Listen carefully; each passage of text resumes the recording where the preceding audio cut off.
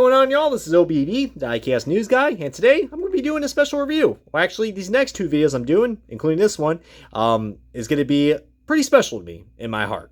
But as you guys know, every year I do tend a very, pretty monumental race. No, it's not the Daytona 500. I did attend that for the first time this year. But since 2015, there's a special race I've been going to every year on Memorial Day weekend. Yeah, we do got the Coast 600 and the Monaco Grand Prix. But guys, come on. I'm more excited about the Indianapolis 500. All right, the Indianapolis 500, I think there's nothing you can beat about it. I mean, like I said, I've been going there since 2015, and it's been a damn good race ever since. it's a good addiction to have. But yeah, it's gonna be a great race to attend. And in honor of Indy 500 weekend, I decided to go ahead and actually review a car that I actually picked up all the way back at Target. Yeah, I never thought I'd hear those two words together, Target and INDYCARs. But yeah, this one actually really surprised me by my forehead. And yeah. Today it's going to be on a diecast I think a lot of IndyCar enthusiasts are going to love, and it is on the Johnny Lightning Special of Unser Sr.'s first Indianapolis 500 win from 1970. Now, this is absolutely one of my favorite liveries. Probably, I would say one of my favorite all-time Indy 500 liveries that he has run. In this Ford chassis right here. I mean, once we get to the video, I'll probably actually, give you guys the full details on this. But this is really cool, guys. But you guys are probably not new to this right here. But some of you guys might be new to this. Be like, Johnny Lightning, that's pretty interesting. Well, yeah, they used to make a lot of really cool diecasts, and I guess they still make diecasts, but it has to do with pop culture. So they do like, I don't know, I saw like James Bond and like, I don't know, like anything that's pop culture. So that's pretty cool. They were able to do something like this. And you guys remember the game Trivia Pursuit? Well, I guess they decided to bring this into the line, and they brought the Johnny Lightning Special, which is pretty darn cool, guys. I kind of like that. It kind of feels pretty cool. And this is the 500 Special. I mean, kind of makes sense, Indy 500. But we got a nice little collectible token right there. The diecast, of course, which is metal chassis and rubber tires. That's the way to go. That's the way to go, Johnny Lightning. So really good job. Thank you, Johnny. And we got a trivia card right here. Oh, gee whiz. We could probably, play some nice trivia. And these questions don't look like they're too hard compared to, the trick questions that my good friends Kyle and David, did in their trivia video, which you guys haven't seen that. I mean, go ahead and check that out. That shit was quite entertaining for my good buds. But anyways, and look at this. This coin's already started to pop out. So let's go and pop this sucker open. Let's take a close look at the 1970 winner of the Johnny Lightning Special, driven by the one and only Unser Sr. And alrighty, guys, we got this diecast out of this box. Before we're getting started on this diecast review, let's look at the accessories that comes with this, because it's always fun and dandy when we get some stuff that's not the diecast. I mean, heck, I guess I like to consider this some nice freebies. I mean, they're actually free after all. But here we got ourselves not a sticker for once. This is actually a I'm taking shots at Lionel because it's so easy to make fun of Lionel during these IndyCar reviews, because heck, the competition just offers so much better. I mean, and Johnny Lightning did a good job right here. I mean, it's just a coin. I mean, it's not probably the most special thing ever, but it's pretty cool. I mean, it definitely has some nice heft to it right there. I mean, I don't think you could probably use this in a casino or wherever. You can probably try, but I think a lot of people are going to look at you and be like, oh, what's this guy doing with the Trivia Pursuit token? Oh, I think it might be lost, honey. Oh Lord, but yeah, but I think it's pretty cool, guys. You got Johnny Lightning in the 500 Special. That's pretty nice with the pop culture Trivia Pursuit. So pretty nice right there. I like the nice little detail right there. I mean, it's a pretty well built, plastic coin. I mean, it definitely has some heft to it. I think it's plastic or metal, but I don't know. And then we got ourselves probably the most easiest trivia pursuit you'll ever accomplish. I mean, heck, even the idiots on Jeopardy can probably even probably figure this out. I'm just kidding. I mean, these people. Let me tell you what, man. If you guys want some entertainment, look up the Indy Jeopardy. What was it? I think they mixed stake and the Indy 500 for the Daytona 500. Heck, Rusty Wallace did it too in the 2006 Indy 500. So I don't know why people get those two things mixed up. I mean, once you go to both events, you'd easily know which one's which. I mean, plus if you're a racing fan, you probably know. But anyways, here is the Trivia Pursuit, and yeah, nothing too crazy out of the blue. I mean, hopefully you guys probably, I don't know if you guys want to take a look and actually look at this, but I don't got, any of the time of the world to go ahead and look at this stuff, but a lot of the stuff is pretty, no shit. So But yeah, pretty cool, man. Let me just say that this is a pretty darn cool looking diecast I've got right here, and I'm still surprised, guys, that we were able to get this in the retail line. Johnny Lightning absolutely just, I don't know, I wouldn't say blew us away, but it definitely caught my eye. I was like, wait a minute, we have an INDYCAR in the retail line? Well, I mean, if your targets are still behind, I mean, you probably will get this soon, but I think this was released like last summer. But as you can see, Johnny Lightning's not really the most 100% accurate. I mean, I will give him some credit. I think this is the same mold that they used in 1996, which I will be showcasing the original card that I got, which was autographed by the driver, Unser Sr. Some little fun facts about Unser Sr. I mean, if you guys are a hardcore Indy 500 enthusiast, like, you know, David Land and, you know, my good buddies Race Day 2011, I'm starting to get up there in that range too, because, you know, I've been a fan since 2013 and been to the 500 every year since 2015, with the exception of 2020, you know, for obvious reasons. But yeah, Unser Sr., guys, he is absolutely one of the all-time greatest that we got in the 500 history for obvious reasons. Number one in particular, he is, you know, one of the, you know, I guess I like to call these guys the Fab Four. The Fab Four of the Indianapolis 500 duo, or not duo. Look at me, I don't even know what numbers are. No, you can have two duos, I mean.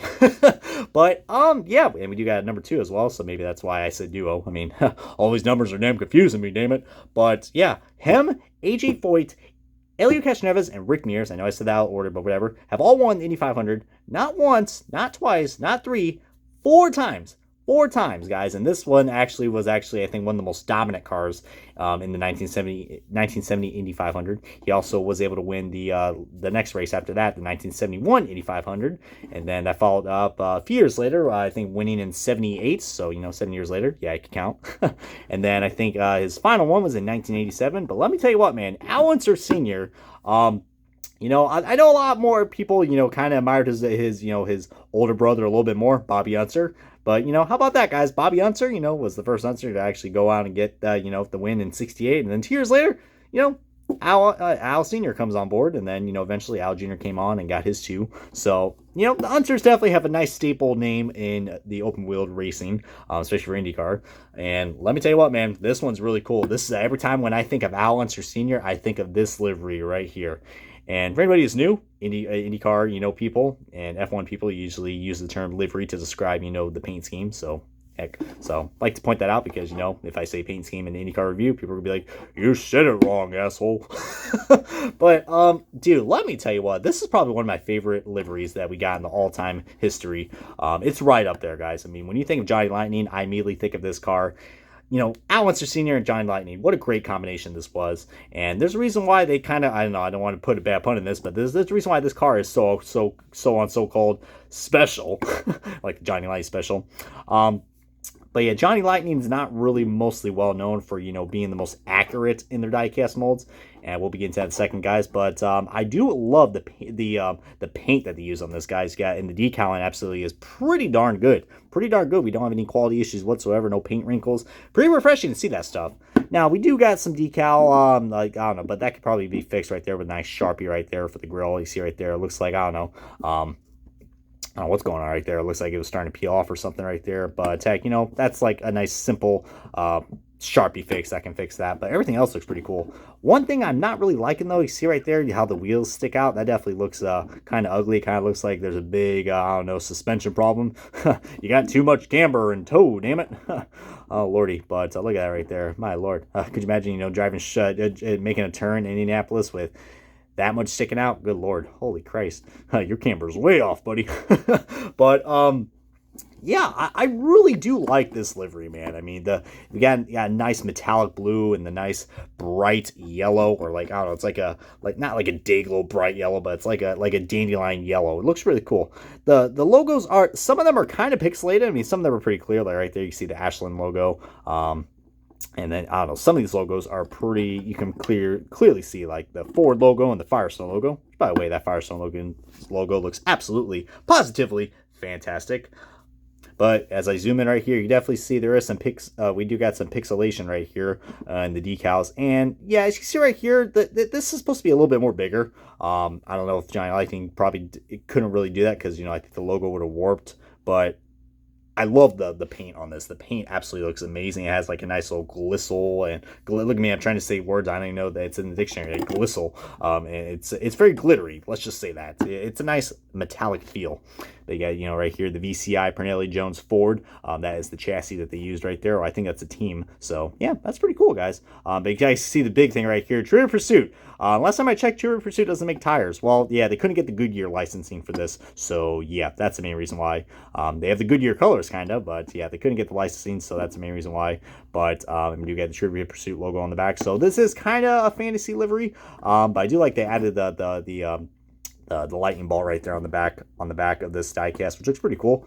And I like the silver. The silver looks really cool right there for the little, I guess you could say that's the windscreen or the aero screen. But yeah, they kind of, you know, IndyCars kind of had some sort of, you know, protection device back then, which is pretty cool. I do like that.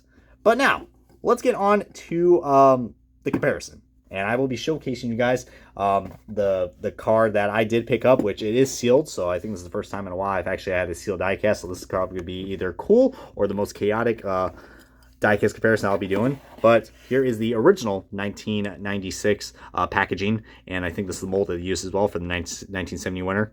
You guys probably thought I was going to say 1996 winner. No, buddy. But this is pretty cool, guys. I mean, one thing I liked about this set right here, this is part of the line that Johnny Lightning made right here. It came with a pace car, the actual pace car. Now you can see right there was different colors that they had of the pace car, which, you know, the original one wasn't gold, it was like white, but I think this was like one of the special ones that they got. But look at this, guys. This is really cool. It's a limited edition. I think a collector breakthrough. So that's pretty cool. But that's really nice, guys. I think that's the main reason why I have the whole set of this. I mean, I think they're all up on my wall, which, you know, there's my 8500 set right there. So there's the rest of them. And you clearly see, let's play a game. Where is the missing piece? Probably right there where my damn finger is. So I don't even know why I do that. But yeah, this is cool, guys. I really do like this packaging. But now, and also, I also had the pleasure of meeting not one, not two, not three, but all four 500 winners in person. I have met Elio, Rick Mears, AJ Foyt, and also Al Sr. By the way, fun fact, I met him at Kroger, both him and his wife, which was pretty cool. Now, you guys probably have heard the news that, you know, last December we lost, well, 2021 in general was a bad year for Unsers. We lost Bobby Unser last May, and then we lost, you know, Al Unser Sr. in December, which sucks, but, you know, their legacies will live on, and I'm just glad I was able to meet both of them. I met Bobby Unser at a jewelry store of all the places. So yeah, some nice little fun stories about that. If you guys ever see me or Rob, you know, during the Indy 500 weekend, you know, stop by and say hi, and I don't know, we'll tell you those stories along the way and such. But yeah, but you can clearly see that, you know, there's the actual car. Now, I will give them some slack because, you know, this mold was made back in 1996, so, you know, not everything was picture perfect, and they probably didn't even have computers back then for all I know. So trying to eyeball this with the naked eye, I'll give them some credit. You know, they tried their best. But you can clearly see, you know, it's not the most accurate. But I don't know. I mean, both the diecasts are cool. I can't really say which one looks a lot bit better. I think the logo placement looks a little bit better on the original card than the retail one, which, you know, it's a retail car. So, of course, you know, the logo placements are going to be the best. I mean, but yeah. And then going on to the front, I'm going to try my best to probably not knock this over. But you see the decal placement, again, looks a little bit better. And look at me, I just killed Al Unser Sr. Good Lord. I knew that was going to happen, but here's the retail line. And here is the original version. Now, like I said, I do love the metallic blue. That is cool, but I think on the actual car, it was just a solid blue. So, hey, you know, beggars can't be choosers, but the paint on this looks pretty darn nice. I like that. That's a cool feature they added. Even though it's not accurate, but for a diecast, that looks pretty cool. I think the logos look a lot more better on the original version, to be honest with you guys. You see right there, they kind of put that right there. I mean, yeah, Al Unser Sr., Johnny Lightning, you know. So, yeah, I mean, I'm glad they were able, and I guess they couldn't even get the Goodyear licensing on this as well, so look, they had to remove from the tires as well, so ain't that kind of funny?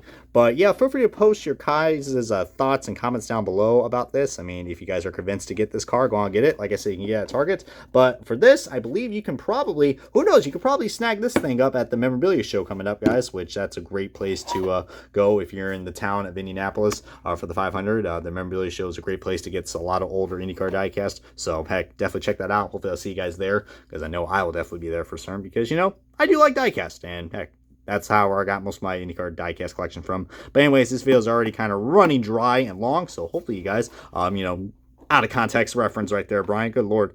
I definitely deserve it. That's what she said. Joke right there. But I hope you guys enjoyed this diecast review of the Johnny Lightning Special, driven by Unser Sr. in his 1970 Indy 500 winner in the Vels Parnelli Jones Racing.